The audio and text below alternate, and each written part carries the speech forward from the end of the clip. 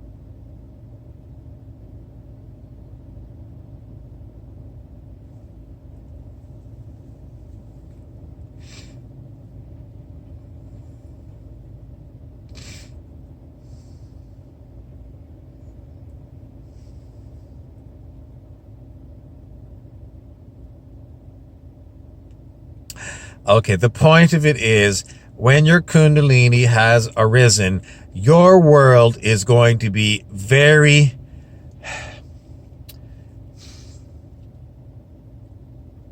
Things will happen that are inexplicable.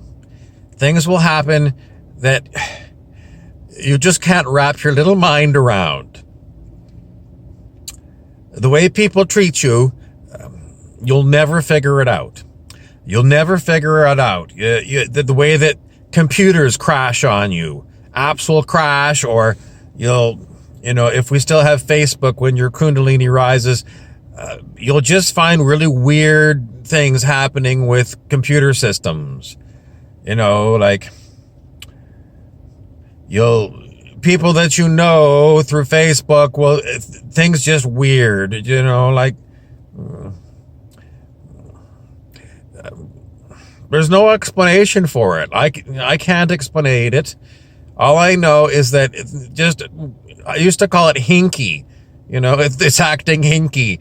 And there was an old sort of kind of my friend Trevor used to say, you can either have paranoia or pronoia. Pronoia means that the universe is working in your favor, and paranoia is everyone's out to get you.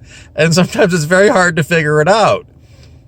Now, some people think that they're being gang stalked, but it's just their Kundalini rising. And the thing is, as I said in my earlier lecture, you're not trained to know what it's like to be in an ascension, but for your Kundalini to be rising or have risen, you're not trained anywhere. And so there's no guide that's really good to tell you what's going on. The best advice I always give myself is just be moment to moment to moment and just let things go as they go. And if it's weird, then things are weird, no big deal. I mean, it's a big deal when it first happens, but you get used to it. You get used to it just being inexplicably weird, and it's normal for Kundalini rising, or when your Kundalini has risen, for unexplainable, bizarre things to go on. And it's normal, and you just have to accept my word for it. I mean, I could give you examples, but I'm not sure that's what's going to happen for you. But, if you feel like your world is falling apart, it is. Because your world, the world that we were told was, some people say a flat earth or a globe earth. And don't try and wrap your head around it all. Don't try and figure all that out. It drive you bananas anyway, even if your Kundalini hasn't risen. But as I said in my earlier lecture, what you experience is not a world that we were told it was. You experience thought forms. And the thought forms that you experience are, according to the ones who talk about this, based upon your vibration. If your Kundalini has risen, your vibration has risen. Your aura is much, much stronger than what it was before your Kundalini raised. And how does that, well, some people say that, if you become very bright, that you attract a lot of dark. So you get some really dark thought forms that come in. And then they also say, well, your vibration has to be high to attract good things. Or, you go through a door of a portal to a higher dimension and you're dragging around the last bit of crap and it can't stay. So it comes up and it has to be transmuted. So you get some crap and then you get something good. Is there just stories, is it true or not? It could be. I'm not going to go and validate one thing or the other, but all I can say is that when you're experiencing it all, it's just inexplicable. You just have to be like, for a while, it's like you're so wowed out. Everything is wow, wow, wow, wow, wow. And you get synchronicities out your ass and you're going, wow, wow, wow. And then you get synchronicities that's like, in the past, I would have been blown away by the synchronicity. Now it's just another synchronicity, and it's impossible to explain it other than David Bohm's implicate-explicate universe, that, everything that you see on the outside is happening from the inside. And that's just one reality box. The other reality box is that, there's a bunch of thought forms that are floating around out here, wherever this is. And, you're experiencing them. Or maybe there is some higher being that is arranging things for you so that you can have an interesting life.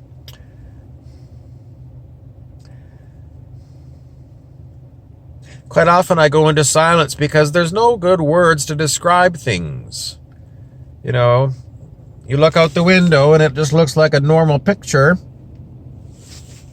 I mean, how is it that these video cameras can see thought forms too? Well, the video camera that we've been taught to think of as a physical thing is a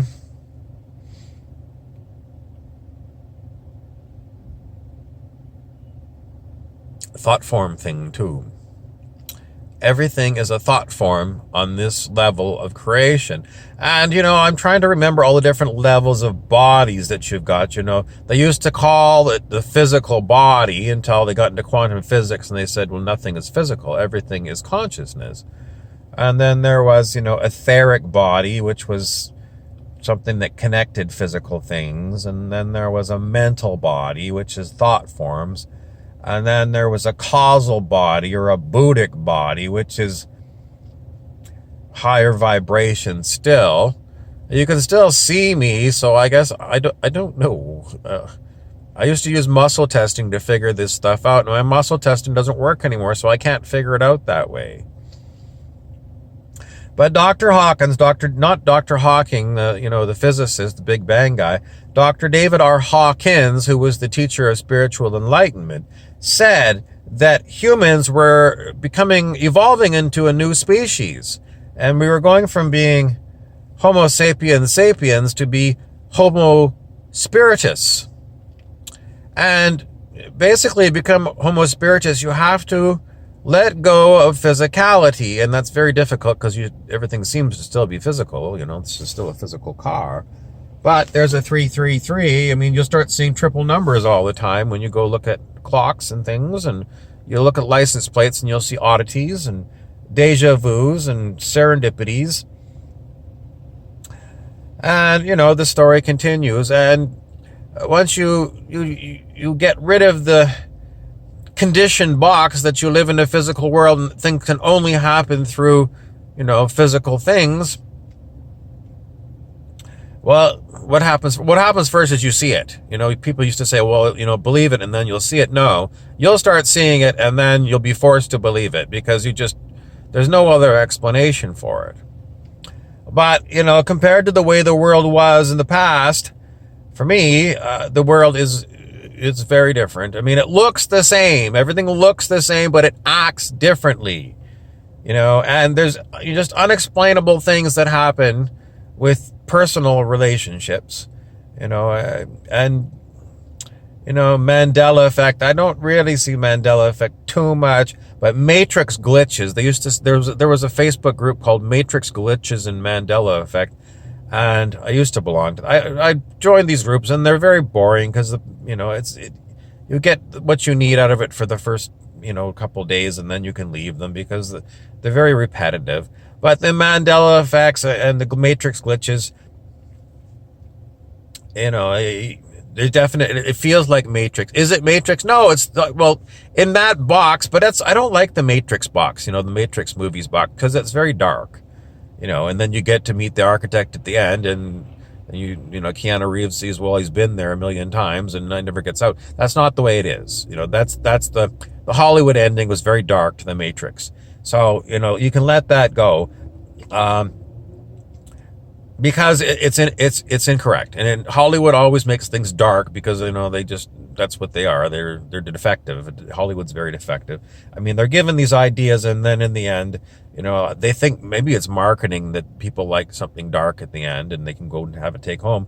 But the problem is that it's embedded in your system. You think, okay, we can never get out, and it's not the case. It's not the case. So don't believe that. You're always going to be ascending to higher levels of consciousness. You can never get to the highest level, which we used to call God, but maybe some people call Source. But no, I mean, I don't know if Source is expanding or it's just so far beyond where we are. All I know is don't believe that you're going to get stuck. There are stories in Dr. Hawkins' literature where certain sages got stuck in the past at very high levels of consciousness compared to average Joe. But compared to today, they're not so high. I mean, there are people now on the planet that are Homo spiritus. They are at the level of Jesus and Buddha, believe it or not. Dr. Hawkins was writing his books. He said there was like 8 enlightened sages on the planet. I don't even think we're in a planet anymore. I mean, he was using words that we could understand because we were all taught in school that we were living on a round globe floating around the sun. That was long before these flat earth people started coming on, and people saying that we don't even live in a flat earth, it's a matrix or something, or it's a torus, or a million different ideas of what it is. I keep going back to what you see are thought forms. Who created the thought forms? That's a good question. I don't know if it was Source that created these thought forms or they were some kind of beings that created the thought forms. I don't know. I don't know.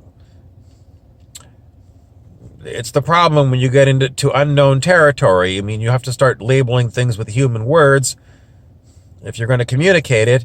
And a lot of times, I could pretend to be a know-it-all. I don't know. What do I know? Just what I've told you. It's thought forms. You can look up Annie Besant, Besant. It's a very old book, though, and, that was a long time ago, and maybe you'll get a few ideas. Is it useful? Get it at the library. I wouldn't even buy it. A lot of these books that are available, what I do, I go on Amazon, and I download the free Kindle sample. I used to buy all these books, and I've just got so many, and I don't have time to read them all. I go to the library, and I pick up a few books, and what I do is I turn to like 1 or 2 pages, and that's it. That's it. There's no time. The thing about this Earth ascension is, for me, I get very tired at times of the day, and I just have to go and sleep or rest. And aches and pains, body aches and pains, tinnitus, in other words, ringing of the ears. And, some people try and change their diet. Basically, the only diet change that I've got is booze. I rarely have anything alcoholic anymore. But some people say you got to get rid of caffeine and, all these other things. I still drink caffeine. It doesn't seem to matter whether I drink caffeine or not, whether I'm going to fall asleep. I could be, wide awake on decaf, or another time I can have full strength, full caffeine coffee, and then 10 minutes later I'm thumped out asleep. So, the effect of these drugs, people really overreact on diet and meat, whether you need meat or not. I don't worry about it. I mean, I understand the moral argument about eating meat. I truly do understand, but don't be too concerned about it. You can wrap yourself and make you start feeling very guilty about it. And if you're not feeling guilty about yourself, you're feeling guilty that your family's eating it or the person down the street is eating it. And then there's other things that, people want you to go to the doctor and the dentist. And no, once you start realizing that it's all thought forms, there's certain healing techniques that may or may not work for you. Basically, meditation and silence. And this was the great works of Joel Goldsmith. And, he basically said what you had to do if you saw something that, didn't feel like it was right. You just go and meditate in silence and tell. He used to get some kind of a signal that, that it, he called it God got the message or whatever. I don't even think that's correct. I think God knows exactly what's going on all the time. Some people, some of these things that Goldsmith said, or I think it was Goldsmith, he said, that this realm, God's not even aware of it because there's so much negativity and God is only good. Well, that makes God be pretty stupid. So I don't think that's accurate. But, Goldsmith did his books back in the 1950s, and, there was very few people that were as awake as he was. I don't know what his, how enlightened he was. Dr. Hawkins did a book. It was about a list of people's vibrations at the time. But, that was Dr. Hawkins, and I know myself when I used to do muscle testing, some of it was blatantly wrong. So, it gives you an idea, but I wouldn't treat it like holy gospel, what he got for, his muscle testings. Maybe 80% of them are correct, and then 20% of them are off, and no one knows how far off they are. So it basically, again, teaches you take everything with a grain of salt and don't feel guilty if you feel like you've made a mistake. And it's very hard to do because the guilt, it's not even a mental guilt. When you feel guilt, it's like a physical feeling of ill. But, once the ill's gone and your mind starts going, you can tell your mind, shut up. We've dealt with this already. And then your mind might tell you, well, you shut up. So that's the way it is. Enjoy your ascension well, because you're going inward. You're not traveling the world to ascend. You don't have to. You can stay in your own hometown, and it's probably better anyway because you're familiar there. Although sometimes I feel like I just want to go out and see some new scenery, but it's not set up by me. My ego doesn't decide where I'm going to go and what I'm going to do. Once you've surrendered your ego, you're still there. What used to be your ego, that personality is still there. It doesn't disappear. There's no such thing as personality death. Even after bodies die, those personalities are still in existence, believe it or not. Trust me, I know. I hear from them. The psychic, I don't know what you'd call it. And they used to call it being psychic and hearing things. When I used to work at the old folks' home, sometimes I'd wake up in the middle of the night and, I would be told that so-and-so was going to kick the bucket soon. So, it's hinky. Anyways, there's your update. Enjoy your Earth Ascension.